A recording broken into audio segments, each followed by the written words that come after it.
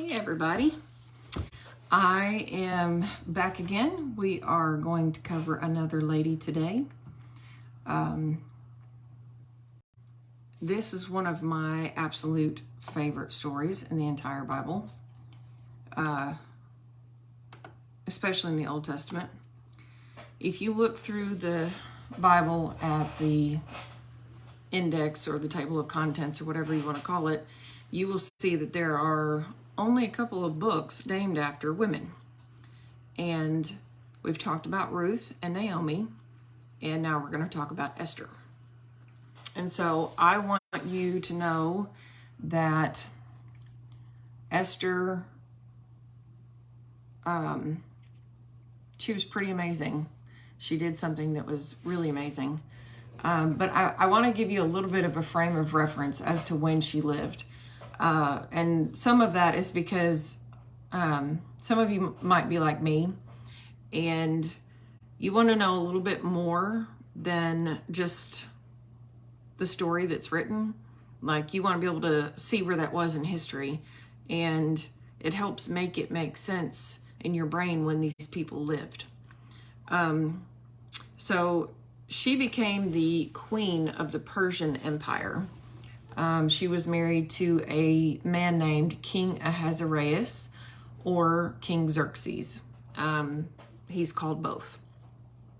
And her husband's reign was about 20 years long, somewhere around 486 BC to about 465 BC, thereabouts.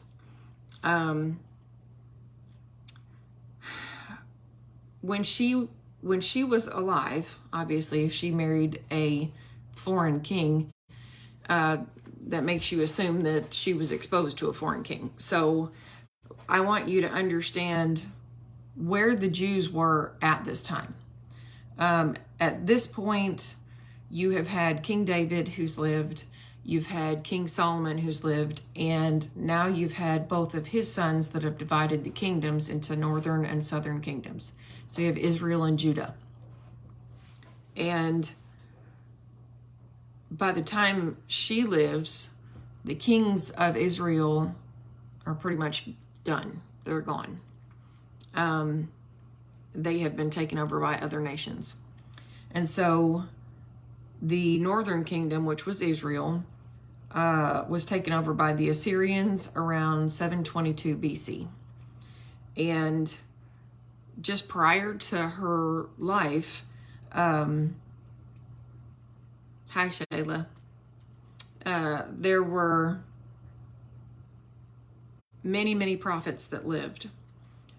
So you have her living in the northern kingdom, or what used to be the northern kingdom, under the Assyrian rule. Excuse me.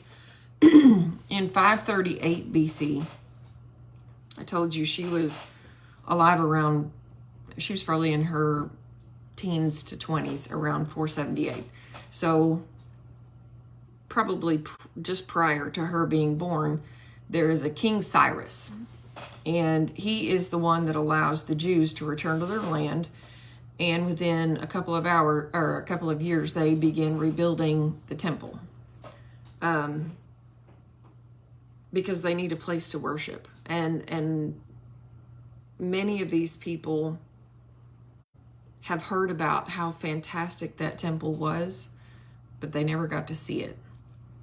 They did have the plans that were given because they had the scriptures where God had given the instructions. But they didn't have access to the same materials. You know, David collected materials for that temple for most of his life, and he died a very old man. He also had a man named King Hiram that gave him a lot of wealth to be able to put into that temple. And these people are destitute. Their country is gone. And so when they begin to rebuild it, they're rebuilding it with what they have available. So it's going to be a good temple. It's not just a thrown together ramshackle place, but it is not like Solomon's temple.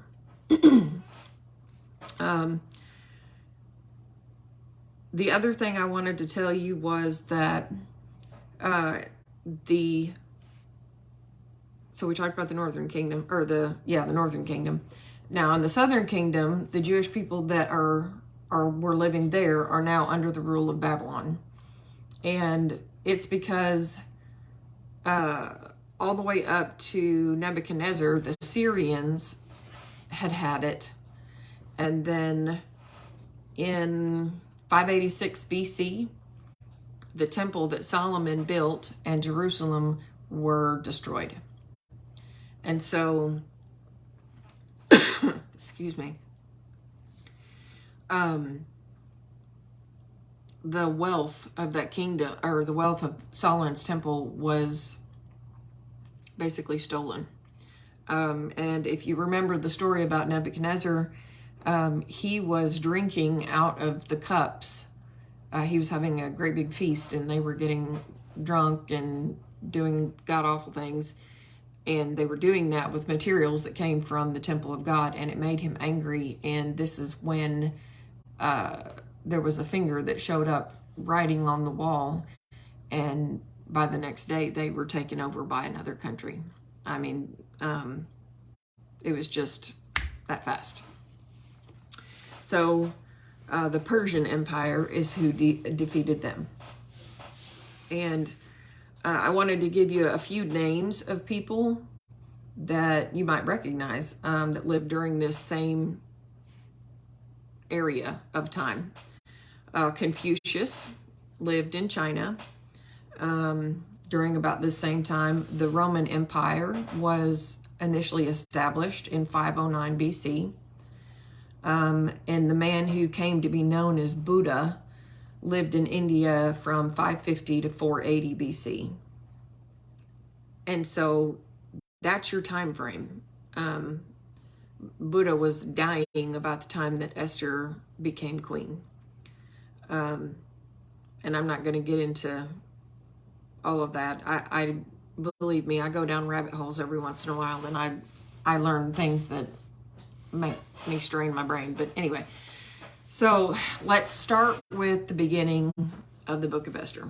In the beginning, you see where Mordecai has taken over the raising of a young girl, a young Jewish girl named Hadassah. And he is raising her up in the ways of the Jews, but he's also being smart about it. And the reason why is because he is a scribe. He is a scribe in the court of the king. And so he knows inside information that most Jews would not know. And he knows when the temperament of the people is against the Jews. And so he's very careful with his raising of her. But evidently Esther was a beauty. She was a beautiful girl.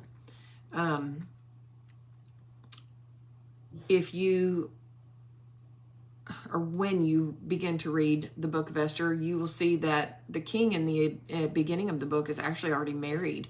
He's married to a woman named Vashti. And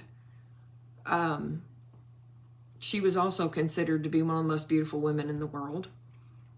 And he's having a great big feast for all of his princes, basically to show off. He is the ruler of 127 provinces. He has great wealth, and supposedly he has this absolutely beautiful wife. Well, they get drunk one night in the middle of this very long celebration, and some of his princes talk him into calling for his wife and telling her to come. And that's really all that scripture tells us. It doesn't necessarily tell us a lot about what exactly was said, but it does allude to the fact that what he was asking of her was something that she was not willing to do.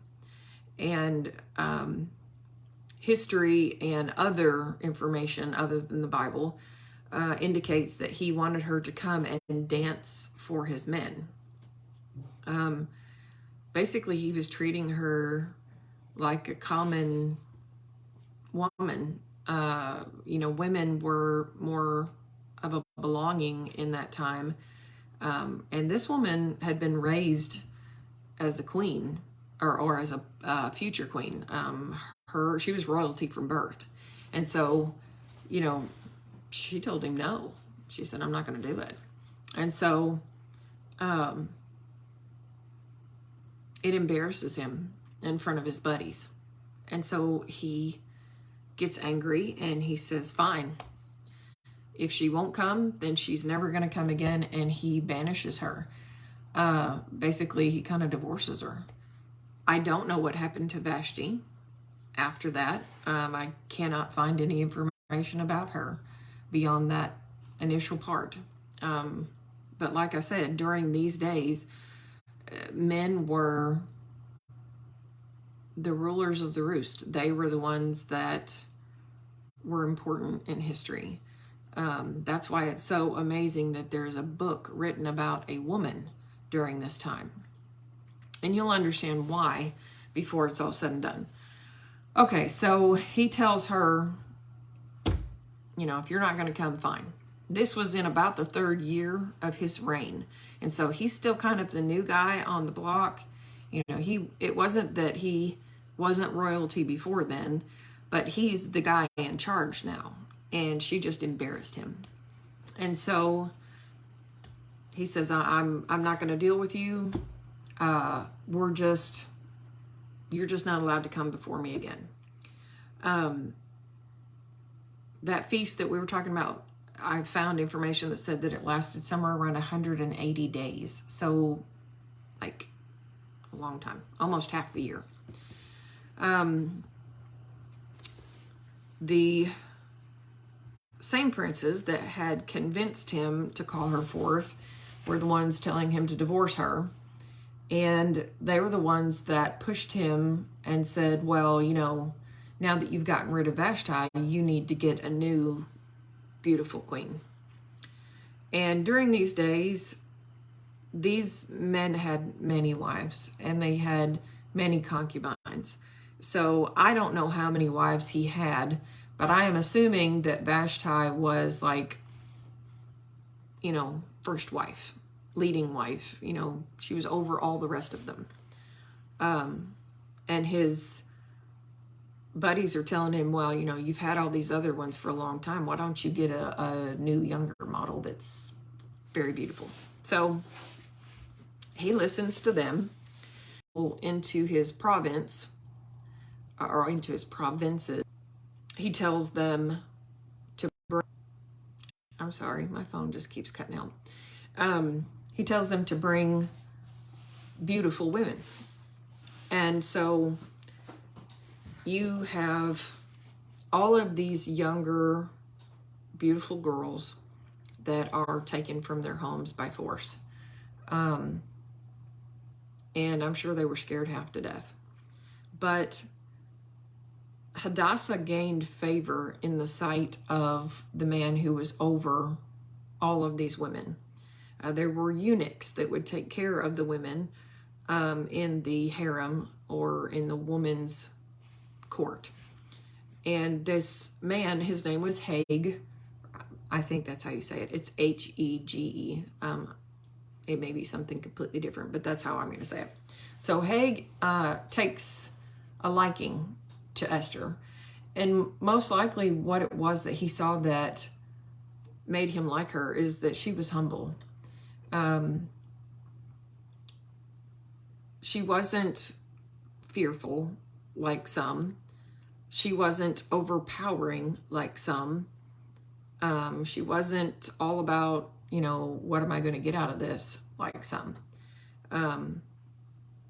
I feel like she probably still prayed silently every day, you know, God, you got to help me get out of this. When she went for this viewing for the king, her uncle Mordecai had told her, don't tell them that you're a Jew. There were people that had been making noise about the Jews for a while, and he knew that. So he told her, he said, we're going to rename you. Your name now is Esther. If they ask you who you are, you're Esther of Susa, or Shushan is the name of the palace that they lived in, or the city. And so she took a new name. And these women, this wasn't a fast process. I should tell you that. It took a while for him to decide. He had all these women brought in, and before they were allowed to go before the king, they had to go through this ritual of purification to prepare them. These were common girls that worked with their hands. They were just everyday people. These weren't girls who had been raised understanding what all of the rituals and, I don't know, my brain just lost it. Basically, the things that kings and queens do, they're taught that from birth. These women were not. They were regular people. They were, most of them were probably very poor. So she's given a year for her purification. She is bathed in precious oils and perfumes, and that is done for a really, really long time. And prior to going to the king, the women were given a choice of how they wanted to look going before him. And I'm sure many of them thought, okay, well, in my mind, a queen is covered from head to toe in jewels and fine clothes and all of that. And so many of them probably were trussed up pretty good. She didn't want to do that. Haig knew how the king thought. This man was in charge of his harem and his concubines. So he had ideas of what the king liked. And because he liked Esther, he helped her. And he helped her make herself be appealing to the king. And so she went before the king on her day, and she received favor from the king. So I told you this took a long time. She was not made queen until the 7th year of his reign. I told you he divorced Vashti or whatever in his 3rd year. This is the 7th year in the 10th month. So he's almost been king for 8 months now, or 8 years now. And so it took a while for him to make his choice. I have no idea how many of these women got stuck in the harem and wound up being a concubine and not a wife. And if you want to know more about that, you just look at history, how these women were treated. In the book of Esther, it makes it very clear that Esther just made the king very happy, that I think it was like a love at first sight kind of deal. He was struck with her beauty, and probably her demeanor was very pleasing to him. Like I said, she was a humble person. She had not been raised wealthy. She'd been raised to watch her mouth and be very careful about what she said. And, never in a million years did this young girl think that she would be the queen of Persia. So that was one of the differences between her reign versus the reign of Vashti, where I don't think there was love there. You're not so quick to have your spouse come and dance before your buddies half naked. I don't care if you're drunk or not. If you're really in love with that person, your marriage is sacred. And I feel like Esther received a different type of attention than what Vashti did. The book repeatedly tells you how she found favor in his sight and how he was so pleased with her. And this would end up being something that would work in the favor of the Jews during her reign. Now, Mordecai, I'm not sure how it worked out, but Mordecai overheard a plot to kill the king. And he took this to Esther, and he said, you need to act on this quickly, because they're talking about doing it soon. They're going to kill him. And so she makes sure that the plan fails. And she makes sure that it is written in the history books that Mordecai saved the king. During those days, they were very good about trying to keep records and documents of everything. You wanted to be able to have everything good that you'd done during your reign written in these scrolls so that when you were gone, you were still remembered. Kings wanted to be remembered. I mean, if you want to have evidence of that, look at the pyramids. So there, during all of this, there is a man that is rising to power in the ranks of the government that the king has set up. His name is Haman. And Haman absolutely hates the Jews. He really hates Mordecai. He's making himself closer and closer and closer to the king. And he starts trying to kind of poison the king against the Jews. He begins telling him things that, the Jews aren't following the laws. They're going to rise up against us. You don't know what kind of people they are. He starts just kind of trying to poison him against the Jewish people. And he finally gets the king to agree to kill the Jews. Now, I don't know if he specifically said Jews, but he was telling him that there were a people that were not following the laws and they were not doing what was supposed to be done.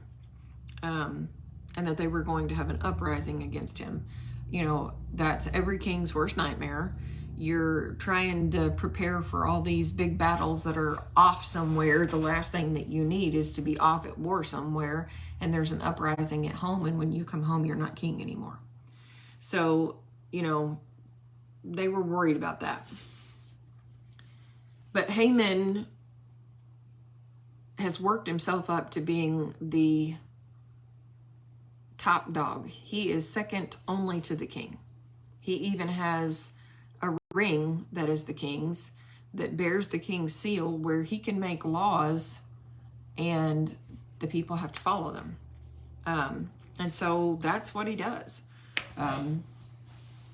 He begins to have the authority to hurt these people. So Mordecai sends this message to Esther, and he tells her what is happening. How does he know? Well, he's a scribe. He's one of the guys that's writing all this stuff down. He's basically, he's a record keeper. And so he knows what's happening, and he tells her that she needs to go before the king and tell him what's going on. And so she sends him a note back, and she says, do you understand that if I do that, if I go before the king unsummoned, that he can kill me, that I can die? You didn't refuse the king when he told you to come, but you also didn't just barge into his court, especially not as a woman. You had to be summoned. And so there's a very famous verse that is repeated many times. And mostly it's women that talk about this verse, and for good reason. It's chapter 4, verse 14, and it says, for if thou altogether holdest thy peace at this time, then shall their enlargement and deliverance arise to the Jews from another place. Basically, if you don't say anything, God's going to pick somebody else. But thou and thy father's house shall be destroyed, and who knoweth whether thou art come to the kingdom for such a time as this? So he's telling her that if you don't open your mouth and say something to help protect our people, then we might all die, or God is going to send somebody else and he's going to find a way to punish you. But very likely you were created, your entire life's purpose was to be in this position at this time. So she is kind of like the female version of Joseph. She is in a place that she can protect all of her people because she now has a voice to protect her people. And so she tells him that she wants him to send word to all the Jews that she and her ladies are going to fast and pray for 3 days. No food, no water, nothing for 3 days. And she wants all of the Jews to do the same. And at the end of those 3 days, she will go before the king unsummoned and ask him to spare her people. And so these 3 days pass, and on the third day, she gets dressed in all of her queenly finery, her, whatever it was that she wore that pleased the king, because she's going to want to go before him and make him happy. And so she goes to the court to see the king.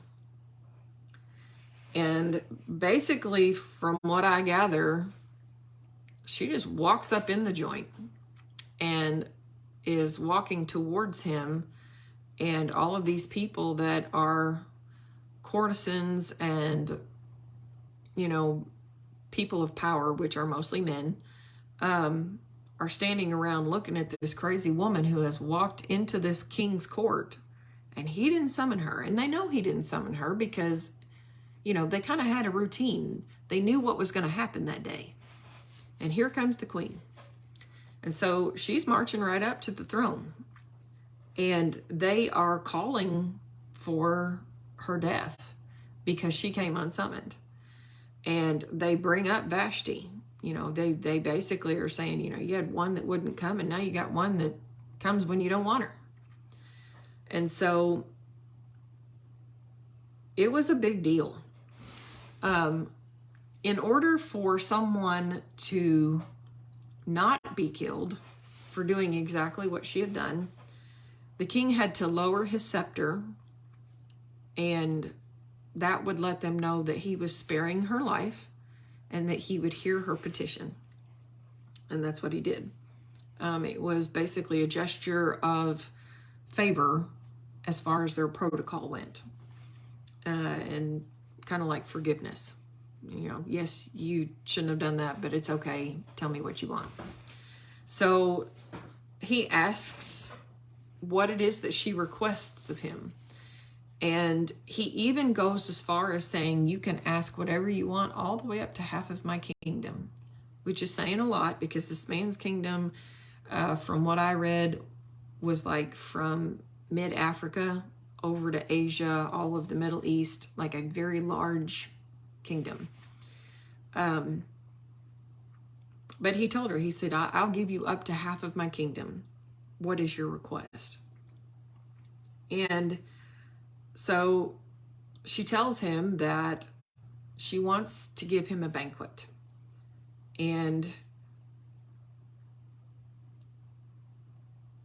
this banquet that she wants to give, she wants him to bring Haman with him.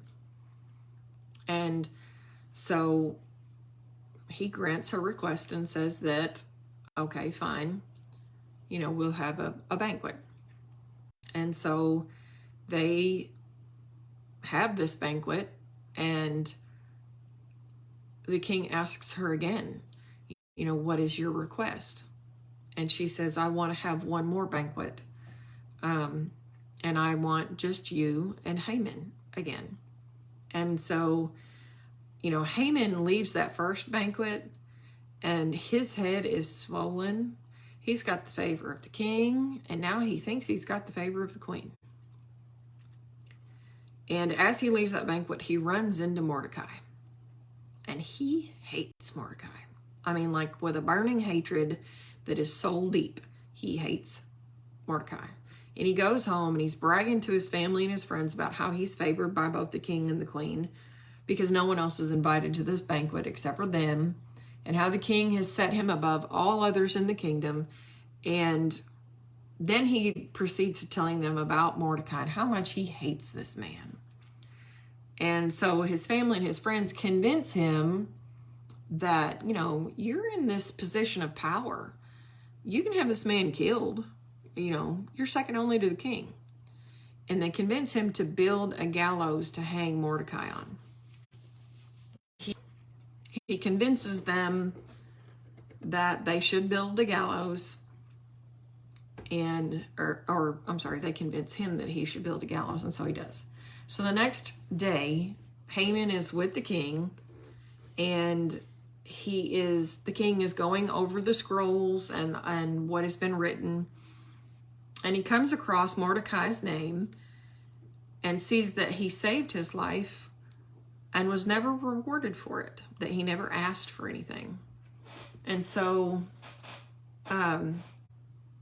he asks Haman, what should be done for a man in whom the king delights? And Haman, in his very big pride, thinks that the king is talking about him. And so he really makes that reward extravagant. He tells the king that a royal robe and crown that the king has worn and that everyone will recognize should be placed on the man. And that a horse that has been ridden by the king, that everybody knows, should be what the man is put on.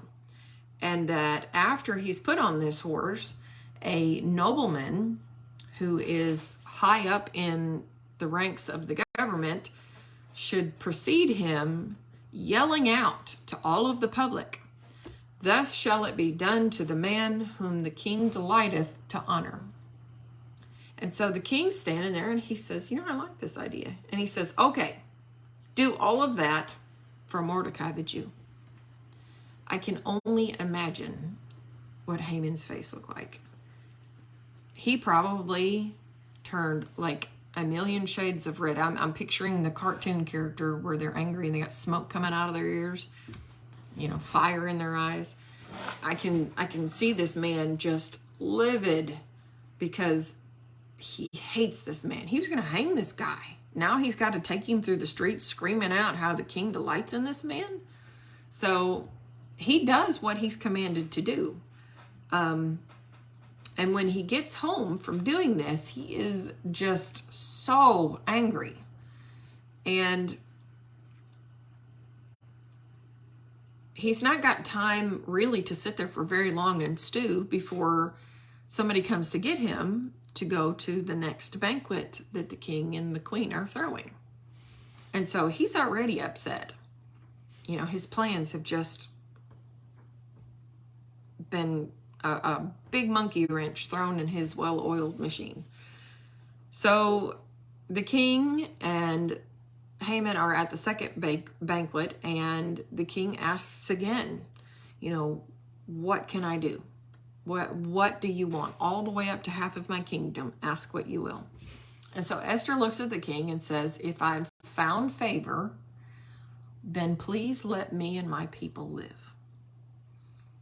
And the king is a little confused, and then he gets mad. He's like irate, and he says, who would dare be brazen enough to say that they were going to destroy my wife and all of her family and her people?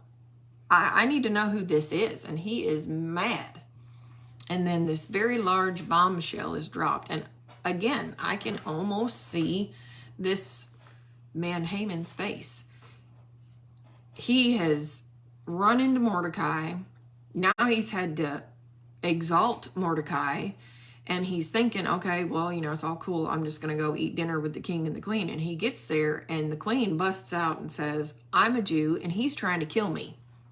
Can I have my life? And I'm sure like all the blood went out of his face and his stomach hit the floor. Mine would. And so the king is furious, and he stomps off towards the palace. And when he leaves, Haman knows that the king is angry, and he knows that he's in big trouble. And so he begins to beg Esther for his life. And during his begging, he crawls over to the area where Esther is, and I guess she was kind of lounging on a bed or something like that. Well, he crawls up on there with her, and the king returns.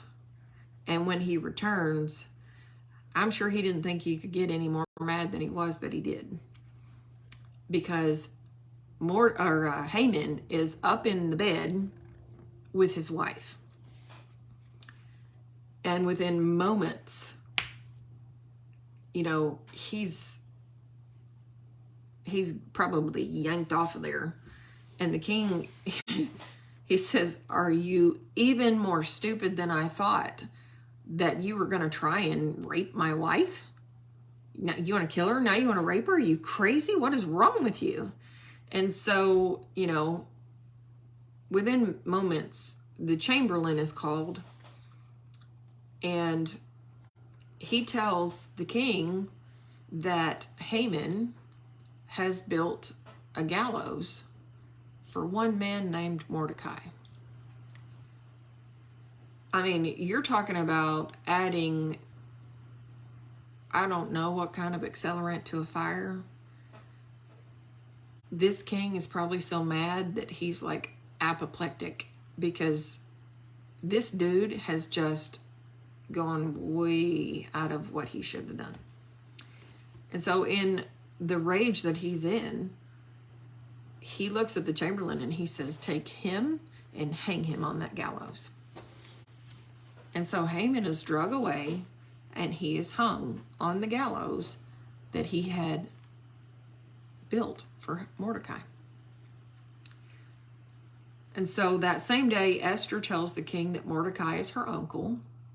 And because Mordecai was the one that saved his life, and he was family to his wife, he takes all of the possessions and the rank that he had given Haman, and he gives them to Mordecai. So now you have second only to the king as a Jew. Talk about the tables turning. Like, no way other than God could this happen. And there's a new proclamation that is sent out, because the king can't undo what Haman has already done. Haman has sent out word that on a specific day, anybody that wanted to can kill the Jews and take their possessions. So you have people that are really greedy, and some of the Jews may have had wealth and some of them may not, but regardless, there are people that are hateful, and if you give them free reign to hurt someone else, they're going to do it every time. And so there is a set day that they are allowed to do this. Kind of like the Purge, almost. I don't know if anybody knows what I'm talking about. That movie where basically you can do what you want. You've got this day to get it done. And so Mordecai sends out a new proclamation that says that now the Jews are allowed to defend themselves. So you can attack them if you want, but now they can kill you, and it's okay. And if you do happen to kill someone that they love or that they care about, now they can avenge their family or their friend. So tables are turning very quickly. And so the new decree is sent out, and the Jews are grateful and very joyful, because now they can protect themselves, they can protect their belongings, and they can take care of business. So it kind of, that second proclamation probably struck a lot of fear into the hearts of many of the people who had been thinking ill of what they were going to do.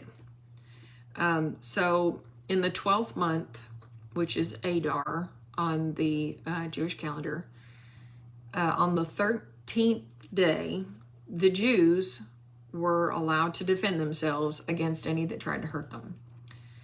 They had help from the rulers of the areas that they lived in, lieutenants and deputies and officers of the king, because they feared retribution from Mordecai, second only to the king, were very quick to offer help and aid to the Jews.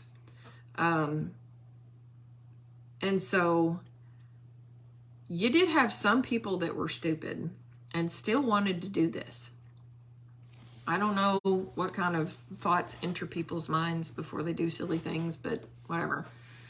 In Shushan, which is just the kingdom around the palace where Esther and Mordecai lived, 800 men died, and those included Haman's sons. In the rest of the provinces, 75,000 people died. Wow. I mean, it's like, hey, did you not get the memo?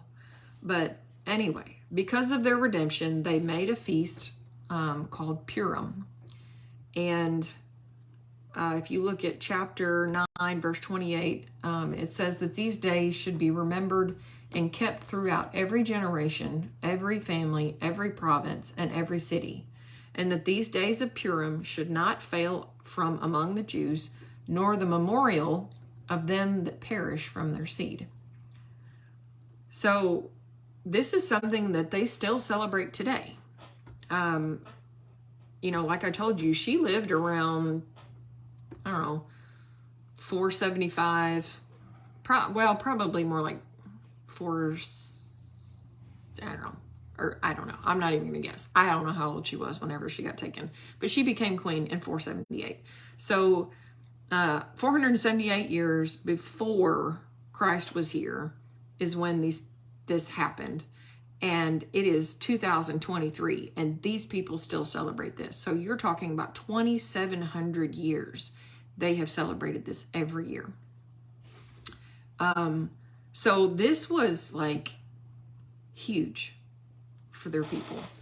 They do have a lot of different feasts and certain times of the year that they celebrate, but this is a really big one for them. What I want to pose questions to you is, what would have happened if Esther had not obeyed? Was there someone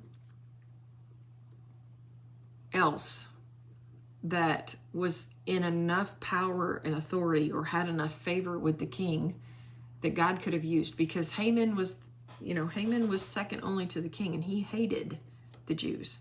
So was there anyone else that God could have used that would have worked as well as her?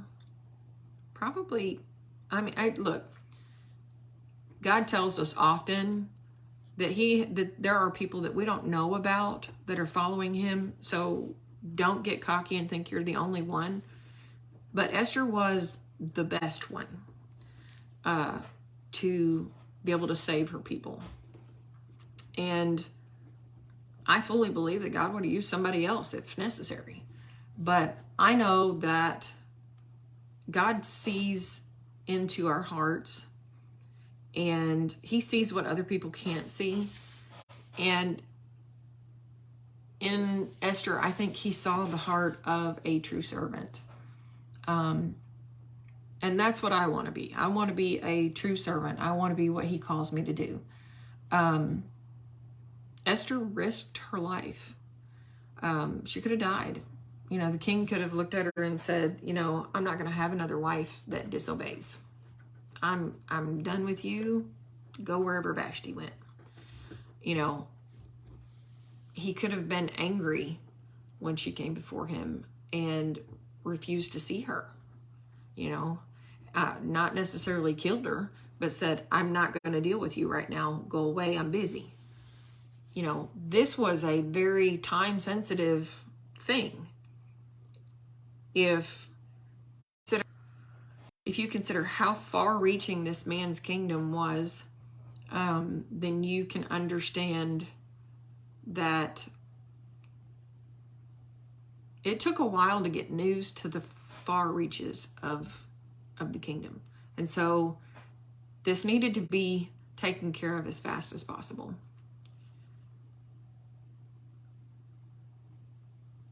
If he'd not lowered that scepter to show her favor, then she would have died whether she was queen or not. She couldn't know whether or not he was going to do the same to her that he'd done to Vashti, because Vashti came, or wouldn't come when called, and she came when she wasn't called. He could have, again, felt the embarrassment that he felt with Vashti. But that's not what happened.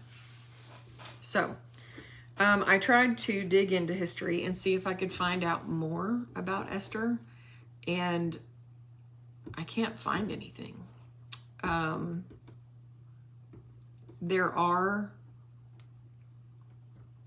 sure that there are documents that the Jewish people have that give more information than what we have. But those are things that we may never see. Regardless, I want to be like Esther. I want to be humble. I want to be faithful.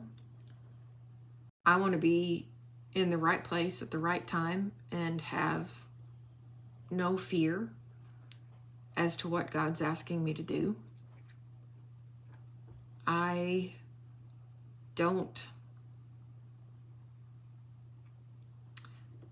God calls people to do things, and he doesn't say that you can't be a little scared, because walking into the unknown is difficult. It's difficult for anyone. The best thing that you can do in those situations is just make sure that you are prayed up and that you walk in knowing that God is on your side. I love these pictures of warriors that have angels all around them. I like the pictures that represent a humble queen, because in the kingdom of God, we are his heirs, and so we are royalty. And we need to remember that. We need to carry ourselves that way. Remember that you are representing more than just yourself, and that if God wants something to happen, you're probably going to find favor in the sight of whoever. But if you don't, you still did what God wanted you to do. And sometimes that's really hard. But I'm going to stop here with Esther. If you've got any questions or you want to talk back and forth about it, let me know. Like I said, this is one of my favorite books, and I think it's one of my favorite books because it's about as fairy tale as you get in the Bible. You know, you got a Cinderella that comes out on top. So anyway, pray for me. I will pray for you. God bless you. You have a good day, and I'll do another one shortly. Thank you.